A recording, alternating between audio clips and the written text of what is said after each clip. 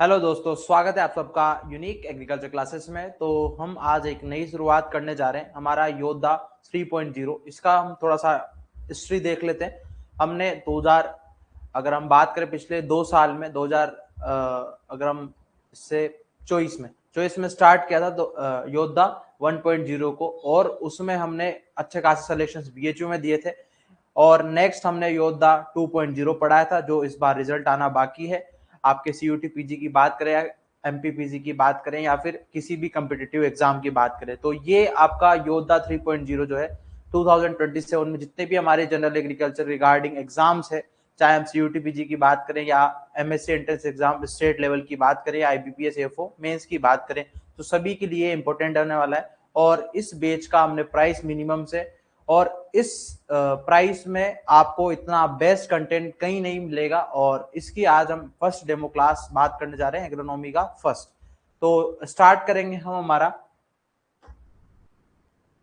Irrigation chapter agronomy का। ठीक, तो स्टार्ट करते हैं आगे। और आपको जो जैसा अभी डेमो क्लासेस में मिल रहा है वैसा ही आपको जो है आगे भी देखने को मिलेगा। तो आप ये मत सोचना कि सर डेमो क्लासेस में आपने अच्छा दे दोगे तो बाद में नहीं मिलेगा। हम आपको यकीन नहीं है तो पुराने जो बेचेस है उनकी डेमो क्लासेस देख सकते हो, या फिर जो है उनकी क्लासेस हमने ओपन कर रखी है 4-5, तो आप जाकर देख सकते हो, तो आपको बेस्ट मिलेगा। ठीक, चलो स्टार्ट करते हैं। तो वाटर मैनेजमेंट या इरिगेशन की बात करें, वाटर मैनेजमेंट पहले तो होता क्या है?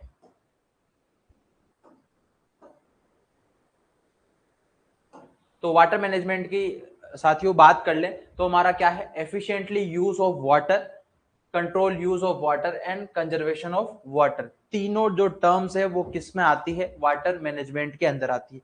कि हमारे पास बहुत सारा वाटर है मान लिया, बट उसको एफिशिएंटली अपन कैसे यूज कर सकते हैं, या फिर हो सकता है अपने जो फील्ड में अप्लाई किया हो वाटर वो पूरा यूपरेट हो गया हो, या फिर जो है ड्रेनेज हो गया हो, आपने आपके प्लांट ने तो लिया ही नहीं, तो वो आपका कोई एफिशिएंट वाटर है क्या? नहीं है।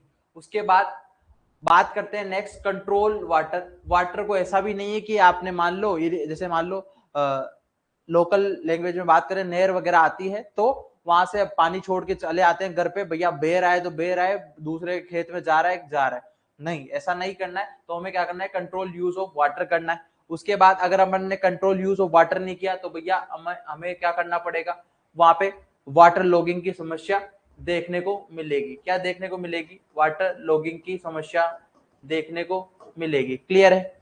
उसके बाद बात कर लेते हैं कंजर्वेशन ऑफ वाटर। वाटर का कंजर्व करना, क्योंकि भैया रिसोर्सेस लिमिटेड है तो वो आपको उसको कंजर्व भी करना है। तो वाटर मैनेजमेंट तीनों टर्म्स आपको याद होगी। चलो उसके बाद बात कर लेते हैं कि वाटर मैनेजमेंट क्यों जरूरी है। क्योंकि क्रॉप ग्रोथ के लिए बहुत ही ज्यादा इंपॉर्टेंट है, सोइल हेल्थ के लिए इंपॉर्टेंट है। वाटर नहीं होगा तो सोइल की हेल्थ कैसे इंप्रूव रहेगी। उसके बाद सस्टेनेबल एग्रीकल्चर, अगर आपको टिकाऊ खेती करनी है तो उसके लिए भी आपका वाटर मैनेजमेंट बहुत ही ज्यादा जरूरी है। देन उसके बाद बात करें, नीचे लाइन लिख रही है, without proper water management crop suffer from draught stress. अगर मान लो आपने इरिगेशन दिया और प्लांट ने नहीं लिया तो ड्रोट की कंडीशन आ जाएगी, या फिर आपकी सोइल में जो है आपने वेस्ट कर दिया तो मॉइस्चर तो रहा ही नहीं, या फिर जो है आपकी सोइल में वाटर तो रहा ही नहीं, तो उससे क्या होगा? ड्रोट की समस्या देखने को मिलेगी और प्लांट आपका स्ट्रेस में आ जाएगा। देन उसके बाद अगर आपने ज्यादा इरिगेशन दे दी तो वाटर लॉगिंग की समस्या देखने को मिल जाएगी, और इन दोनों रीजन से क्या होगा? यील्ड जो है हमारी क्या हो जाएगी? यील्ड हमारी रिड्यूस हो जाएगी। क्लियर है? क्लियर है? चलो उसके बाद आगे नेक्स्ट हम बात करते हैं कुछ टर्मिनोलॉजीज की। किसकी बात कर ले? कुछ टर्मिनोलॉजीज की। आपको ये कोई नहीं बताता है क्योंकि कई बार जो है टर्मिनोलॉजीज भी पूछ ली जाती। तो अपन बात करते हैं इरिगेशन टर्मिनोलॉजी की। फर्स्ट आता है एडवांस कर्व। एडवांस कर्व होता क्या है? डेफिनेशन पढ़ लेते हैं। Distance travelled by water versus time. मान लो कोई भी इरिगेशन सोर्स है, ठीक है, इरिगेशन सोर्स है, वहां से अपन ने वाटर दिया, ठीक है, और ये हमारी क्रॉप है। क्या है? ये क्रॉप। ठीक, इस क्रॉप तक पहुंचने में कितना समय लगा और कितना डिस्टेंस लगा? तो डिस्टेंस अपॉन टाइम किसका? वाटर का। उसको ही क्या बोल देंगे? एडवांस कर्व बोल देंगे। नेक्स्ट डेफिनेशन आती है एडवांस रेशियो। अब रेशियो क्या होगा? टाइम ऑफ इरिगेशन आपका कितना समय लगा इरिगेशन में, मान लो इस सोर्स से इसमें कितना समय लगा क्रॉप तक जाने में, इरिगेशन देने में, ठीक। और time to reach a furrow end, जैसे मान लो आपका ये रिज हो गया, ये क्या है, ये क्या है, रिज है, और ये क्या है, फरो, क्या है, ये फरो। अब मान लो अपन ने इरिगेशन दिया, तो ये फरो के एंड तक, फरो के एंड तक, या फिर हम बात करें यहां तक, फरो के एंड तक पहुंचने में कितना टाइम लगा, उसी को क्या बोलेंगे, उसी के रेशियो को क्या बोलेंगे, एडवांस रेशियो अपन बोल देंगे। क्लियर है साथियों, एडवांस रेशियो समझ में आ गया। देन उसके बाद रिसेशन कर्व, रिसेशन का मतलब डिक्लाइन होना, the time when water resides versus distance, मतलब जैसे जैसे मान लो इरिगेशन, ये हमारा चैनल है, क्या इरिगेशन सोर्स है, यहां से क्रॉप तक पहुंचने में हमें जो रिसेशन देखने को मिला या फिर रिसाइड्स देखने को मिला, ठीक है, या डिस्टेंस, जैसे मान लो आपका जितना जितना लंबा डिस्टेंस तय करेगा आपका वाटर आपके फील्ड तक पहुंचने में, बीच में क्या होगा, धीरे धीरे जाते जाते जाते जाते क्या हो जाएगी, स्पीड कम हो जाएगी, तो उसी को क्या बोलते हैं, रिसेशन कर्व बोल देंगे। या फिर जो है वाटर का लॉसेस भी, जितना ज्यादा डिस्टेंस ट्रेवल करेगा वाटर उतना जो है लॉस भी तो होगा, तो उसको क्या बोलेंगे, रिसेशन कर्व बोलेंगे। एक्वीफायर्स क्या होता है, एक्वीफायर्स जो है हमारा मतलब जैसे मान लो गोडाउंस होता है, जैसे पानी का गोडाउंस को क्या बोलते हैं, सीधी सी भाषा में एक्वीफायर्स बोलते हैं। वाटर बियरिंग अंडरग्राउंड फॉर्मेशन, मतलब आपका है कि आपका अंडरग्राउंड है, अंडरग्राउंड जो वाटर बहुत सारा प्रेजेंट है, तो उसका पूरा एक स्टोरेज को क्या बोला, एक्वीफायर बोल दिया अपन ने, ठीक है। वाटर टेबल क्या होता है, वाटर टेबल जो सेचुरेशन जोन है, अब आपके ये डिफरेंट वाडास जोन होते हैं, सेचुरेशन जोन होते हैं, कैपिलरी जोन होता है, ये अलग अलग जोन अपन सोइल की जब प्रोफाइल पढ़ेंगे, सोइल वाटर पढ़ेंगे, वहां पे पढ़ेंगे। अभी बेसिक्स आप याद रखो कि सेचुरेशन जोन के अपर वाला सरफेस होता है उसको क्या बोलते हैं, वाटर टेबल बोलते हैं। उसके बाद परचेट वाटर टेबल क्या होता है, इसका जस्ट जो है आपका वाटर टेबल के जस्ट ऊपर small water bodies above the water table, मान लो ये आपका वाटर टेबल है, यहां तक आपकी वाटर टेबल है, तो इसके ऊपर ये छोटा सा जो है वाटर बॉडी रहेगी, तो उसको परचेस्ड वाटर टेबल बोला है। क्लियर है। वाटर यील्ड क्या होता है, वाटर यील्ड भैया टोटल एनुअल रेनफॉल को अपन ने क्या बोल दिया, मतलब पूरे साल में कितनी बारिश हुई उसको कैलकुलेट कर दिया, तो उसको क्या बोल दिया, वाटर यील्ड बोल दिया। क्युमुलेटिव रन ऑफ क्या होता है कि मान लो बारिश हो गई तो पर्टिकुलर टाइम पीरियड के अंदर कितना रन ऑफ हुआ, जो उसको क्या बोलेंगे, हमारा क्युमुलेटिव रन ऑफ बोलेंगे।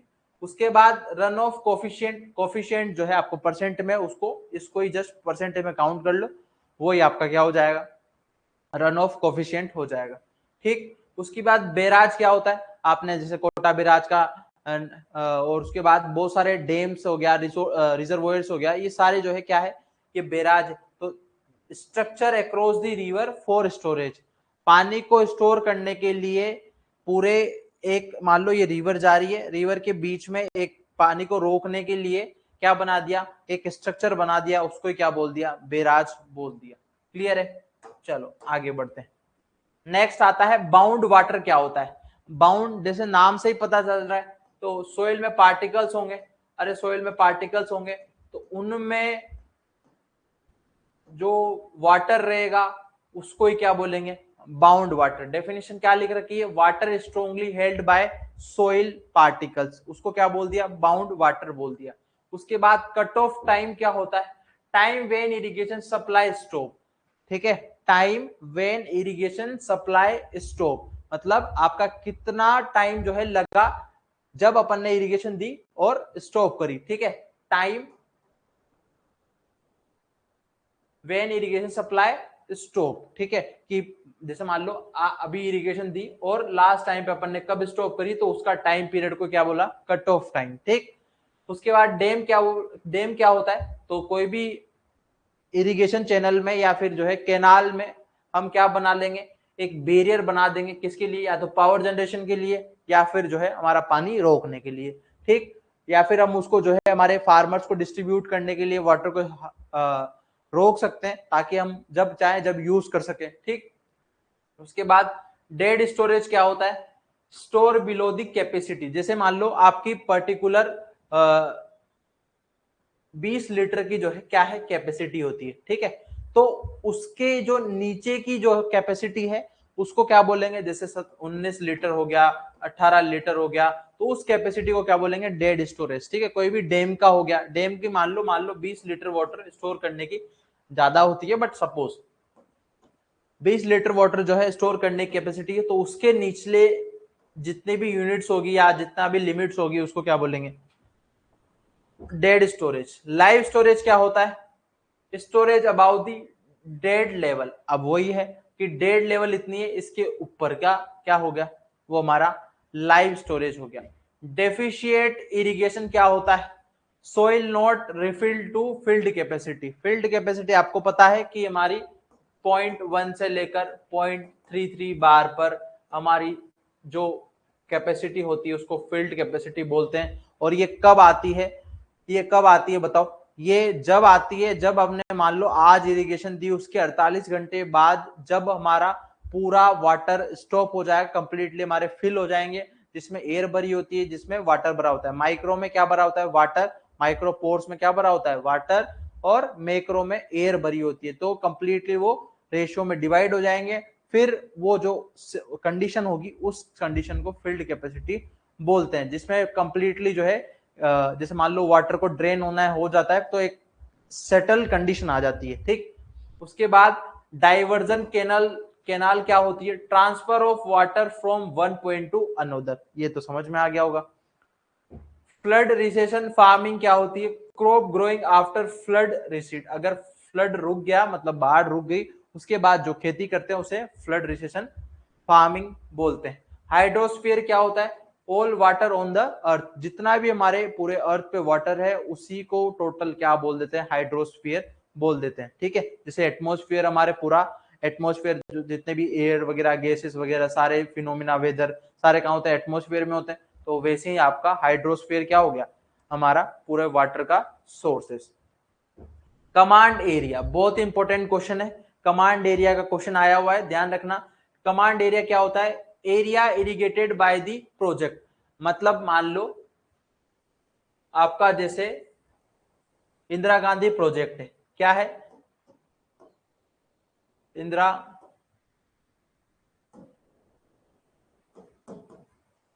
इंदिरा गांधी प्रोजेक्ट है, ठीक है। अब उसका मान लो गंगानगर या हनुमानगढ़ या फिर जो है जितना भी हमारा वाटर उससे सप्लाई होगा, वाटर उससे सप्लाई होगा केनाल से, उस एरिया को क्या बोलेंगे? कमांड एरिया हम उसको बोल देंगे। क्लियर है? उसके बाद ग्रोस कमांड एरिया क्या होता है? टोटल एरिया, मतलब जो कल्टीवेबल भी है और नॉन कल्टीवेबल भी है। टोटल को क्या बोल दिया? ग्रोस। ग्रोस का मतलब टोटल होता है। चलो, उसके बाद कल्टीवेबल कमांड एरिया क्या होता है? जिससे हम क्या करते हैं, जिस पानी को या जो है उस प्रोजेक्ट से कल्टीवेशन के लिए जो पानी काम में लेते हैं उसको बोलते हैं हमारा कल्टीवेबल कमांड एरिया। नेक्स्ट, अब आते हैं मेन मुद्दे पर। अब आते हैं क्या? मेन मुद्दे पर कि इरिगेशन होता क्या है। इरिगेशन क्या होता है? Artificial application of water to plant. क्या होता है? Artificial application of water to soil या प्लांट, है ना? उसको क्या बोल देते हैं? अरे क्या बोल देते हैं? हमारा क्या बोल देते हैं? इरिगेशन। अब मुझे एक क्वेश्चन बताओ आप कि फर्स्ट इरिगेशन कमीशन या फर्स्ट जो है हमारा क्या इरिगेशन कमीशन इंडिया में कब अपॉइंट हुआ था? जल्दी से बता दो। फर्स्ट इरिगेशन फर्स्ट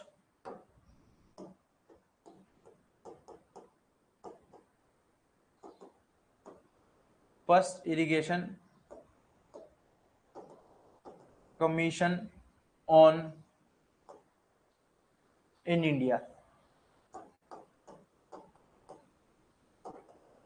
कब अपॉइंट किया था? तो 1901। ध्यान रख लेना, बहुत ही ज्यादा इंपॉर्टेंट क्वेश्चन है। 1901 में अपॉइंट किया गया था।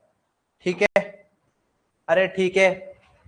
और दूसरी अगर हम इरिगेशन की डेफिनेशन की बात करें तो डेफिशिएंसी ऑफ, और लगा के लिख लो,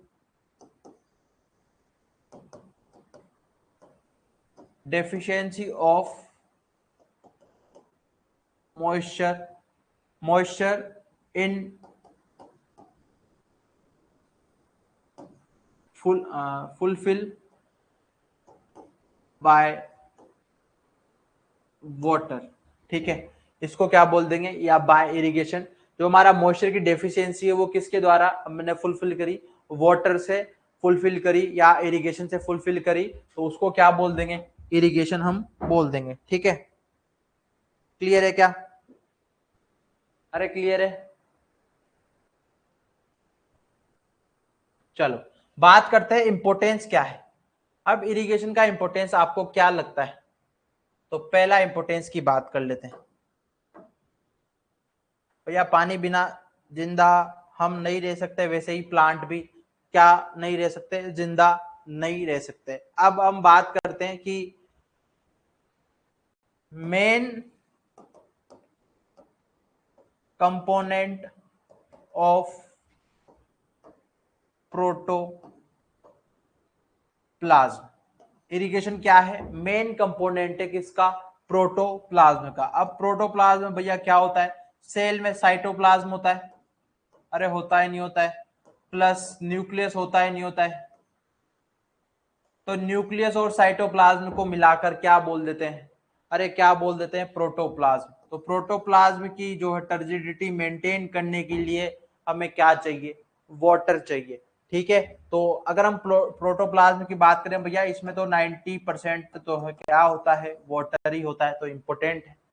उसके बाद दूसरा, दूसरा लिखो। दूसरा आप लिखोगे कि हमारा इरिगेशन जो है, फ्रोस्ट और लू से बचने के लिए भी हम क्या प्रोवाइड कराते हैं? इरिगेशन। तो it is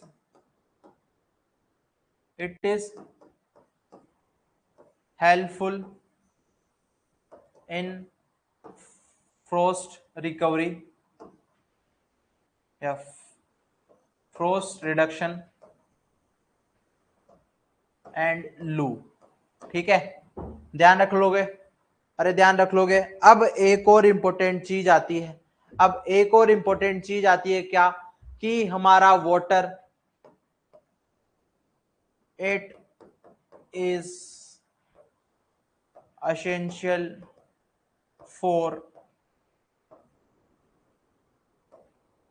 nutrient Uptake.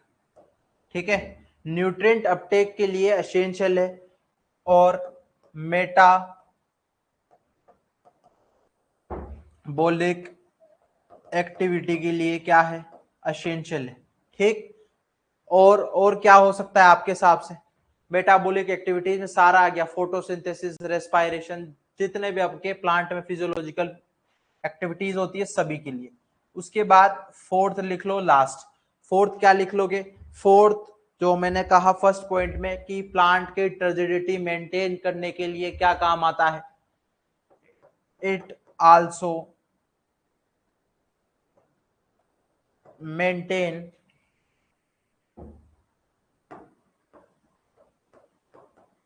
it also maintain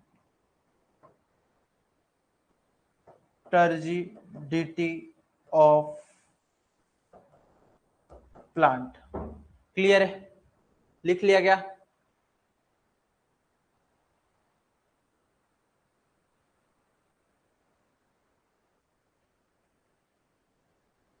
ठीक है, तो ये लिख लो फटाफट से, फिर आगे चलते हैं। ठीक है, लिख लिया? लिख लिया हो तो बता देना।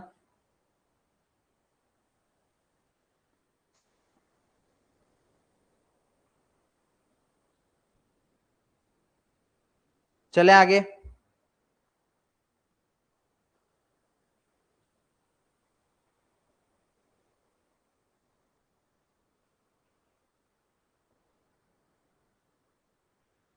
चलो बढ़ते हैं आगे।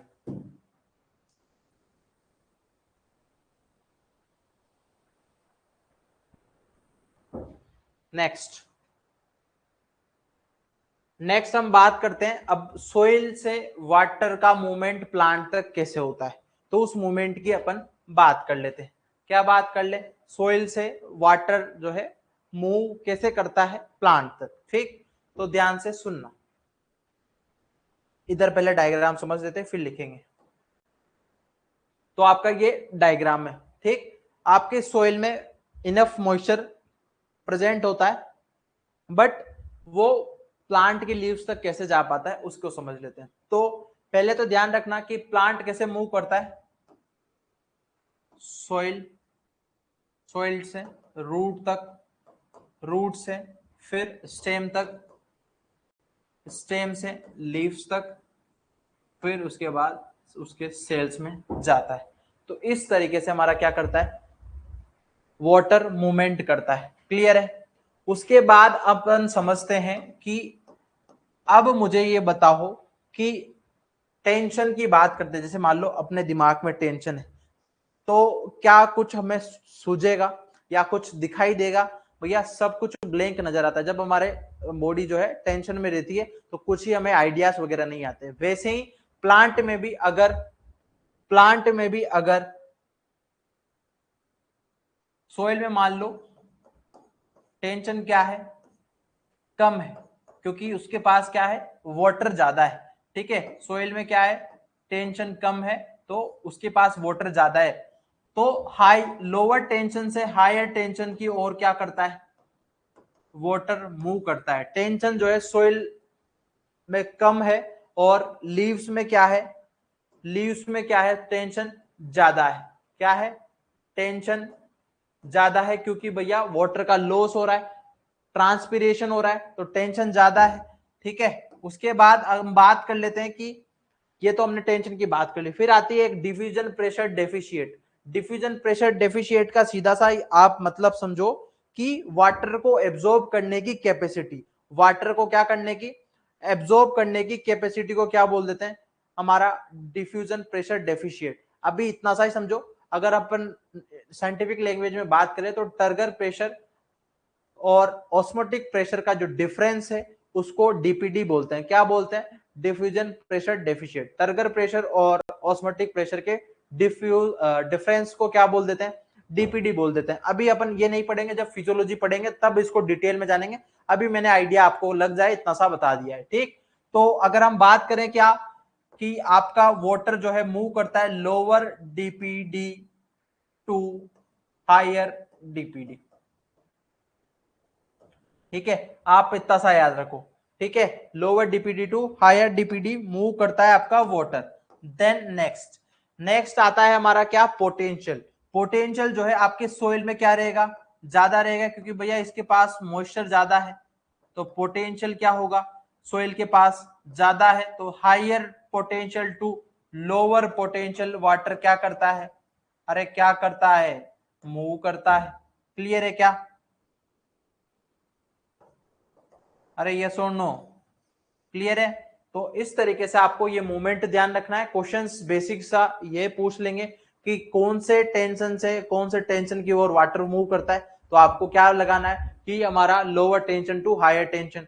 उसके बाद आपको पूछ ले कि डीपीडी का क्या रोल है, तो lower DPD to higher DPD movement करता है वाटर। उसके बाद पोटेंशियल का पूछ ले तो higher potential to lower potential. I hope आपको समझ में आ चुका होगा। चलते हैं आगे। नेक्स्ट अब बात कर लेते हैं कि यूपो ट्रांसपिरेशन होता क्या है।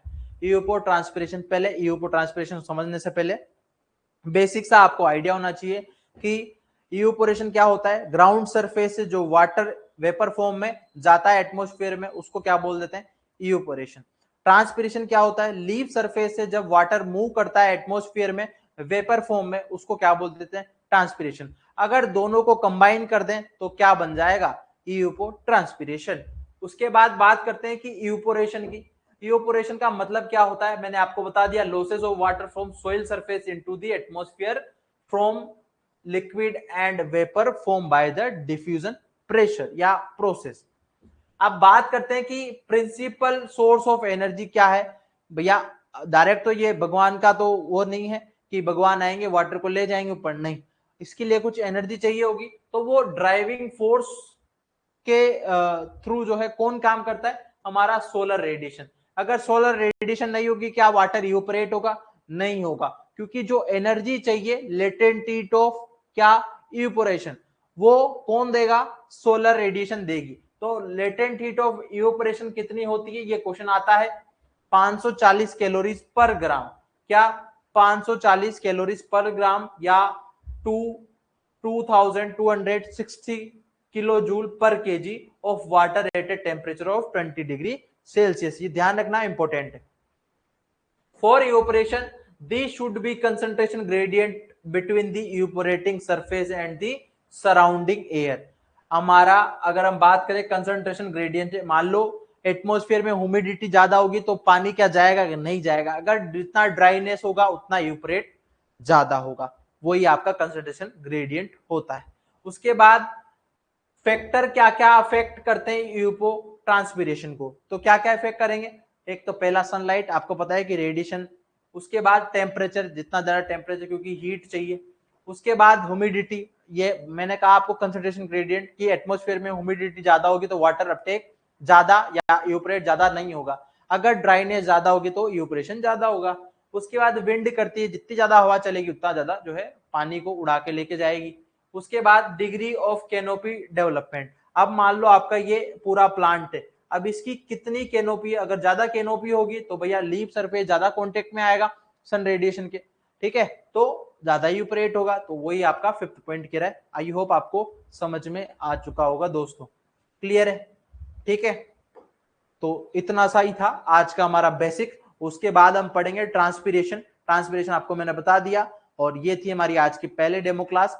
वैसे ही आपको जो है डेमो क्लास, 3 डेमो क्लास हम प्रोवाइड कराएंगे, और तीनों के बेसिस पे आपको जज करना है कि आपके लिए हेल्पफुल है नहीं है, और आपको बेस्ट हम देंगे। आपको सारे सब्जेक्ट जितने भी हमारे जनरल एग्रीकल्चर में आते हैं, चाहे वो अलाइड सेक्टर हो या किसी का भी हो, चाहे वो सेरिकल्चर की बात करें, लेक कल्चर की बात करें, या किसी हनी बी की बात करें, जितने भी आपके आईबीपीएस एफओ में अलाइंड आते हैं, मशरूम हो गया, इन सभी की हम बात करें तो कंप्लीटली आपका एक महापैक होने वाला है। और इसके बाद जनरल एग्रीकल्चर आपको भविष्य में कभी नहीं पढ़नी है, मैं आपको बता देता हूं आपको इन क्लासेस के नोट्स जो है कैसे बनाने। इन क्लासेस के आप डेली क्लास लोगे, क्या लोगे, क्योंकि एक दिन भी आपने मिस कर दी तो आपका जो कंटेंट है वो सिर पे चढ़ जाएगा, फिर आपका भार आपको वो नहीं कवर हो पाएगा, ठीक है। तो आपको क्या करना है, डेली लाइव क्लासेस लेनी है, लाइव नहीं ले पाओ तो रिकॉर्डेड आपको मिल जाएगी। उसके बाद नोट्स बनाने साथियों, नोट्स के बिना आज के जमाने में कुछ भी नहीं है। अगर मान लो आपने कल एक बार तैयारी करी, कोई भी एग्जाम की नहीं हुआ, जब नेक्स्ट एग्जाम की तैयारी करोगे क्या वापस पढ़ोगे क्या नोट्स, या नोट्स को बनाओगे क्या, नहीं बनाओगे। जिंदगी में एक बार ही नोट्स बनाओ, जिंदगी भर काम आएगी। बस हो सकता है वो डे टू डे अपन अपडेट नहीं करें तो पुराने हो जाए, बट वो डेली, जैसे मान लो आपने कोई एग्जाम दिया तो उसके पेपर्स को उसमें इंटीग्रेट कर दिया, तो इस प्रकार से आपके नोट्स बनाओगे तो लाइफ टाइम आपको नोट्स काम आएंगे। तो आपको नोट्स जो है बनाने हैं डेली की डेली, ठीक। उसके बाद आपने एक बार, तो मैं यहाँ पे 15 मिनट, लास्ट 15 मिनट में रिवाइज करा दूंगा, और फिर उसके बाद आपको एक बार घर पे जाके पढ़ लेना है,